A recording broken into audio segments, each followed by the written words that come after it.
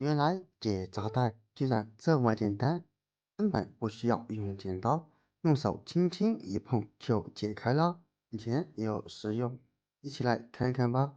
大家好，我是鹏鹏。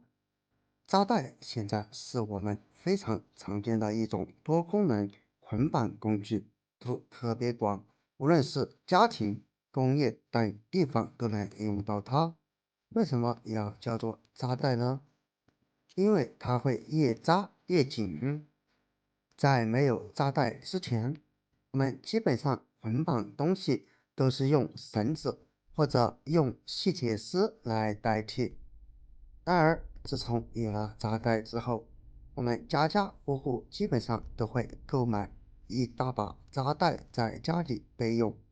而即便扎带再便宜，也是要花钱购买的。因此，我们其实用完的扎带还可以再次利用，但是有很多人都浪费了。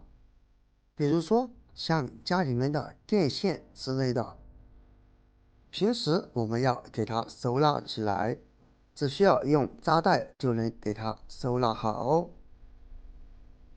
非常的方便，也非常的简单。但是扎好以后，下次我们还需要用到的时候，这个扎带它就会特别的紧。那么关于这种扎的特别紧的扎带，有很多的朋友都会选择直接用剪刀给它剪开，再次使用的时候再用一根新扎带即可。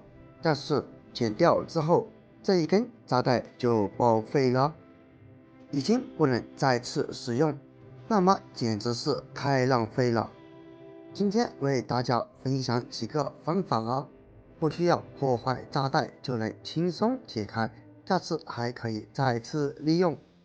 首先，我们来了解一下扎带。可以看见扎带，它是由一条柔韧的塑料和一个小小的锁扣组成。塑料上面还有这些卡子，这些卡子的用途是用来固定扎带的大小。每当我们使用扎带的时候，都是直接这样给它穿过来，轻轻一拉就锁紧了，需要多大就锁多大。当然，其实扎带它并不是一次性用品，我们可以一直循环使用。因此，每次用完扎带的时候，千万不要直接用剪刀给它破坏掉哦。其实，我们只需要用手指甲将里面的这一个锁扣给它按住，按住之后，咱们只需要用手拉住另一端，这样扎带就能轻松的解开。这样解开的扎带就可以再次使用了。同样的道理，如果用来捆绑东西的扎带，也一样可以给它按住锁扣，轻轻的拉另一端，扎带就可以非常轻松的被取下来了。有的朋友就会问了，如果没有指甲怎么办？那么我们可以用另外的两种方法。先来试一试这种不借用任何工具，将扎带顶端反过来从锁扣这里给它插进去。这样一来，扎带的顶端就会将锁扣给翘起来。因为扎带比较柔软，所以穿过去要稍微用一点时间，大概这样就可以拉住另一端，就能轻松的给扎带解开了。当然还有另一种方法，我们先把扎带给它绑起来，然后用手将扎带的一端用力这样按住，再用家里面的牙签或者针之类比较尖的东西顶住锁扣，轻轻一拉，就能将扎带轻松的解开了。怎么样，朋友们，这个方法还不错吧？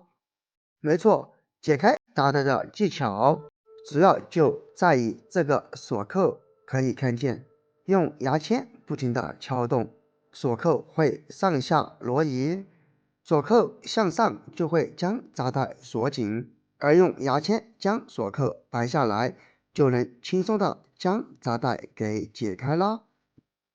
所以啊，亲爱的朋友们，以后用完的扎带，你千万不要再直接用剪刀这样给它剪开了，因为这样太浪费了。因为剪过之后，这根扎带它就报废了。咱们就可以用以上几种方法来解扎带哦。这样扎带解下来完整，我们可以再次利用。学会以上几种解扎带的方法，一年还可以省下不少钱哦。朋友们，你还知道更多解扎带的方法吗？可以在下方评论区分享出来哦。以上几种方法，你觉得哪一种更加的好用呢？好了，今天的视频我们就分享到这里了，我们下个视频不见不散，拜拜。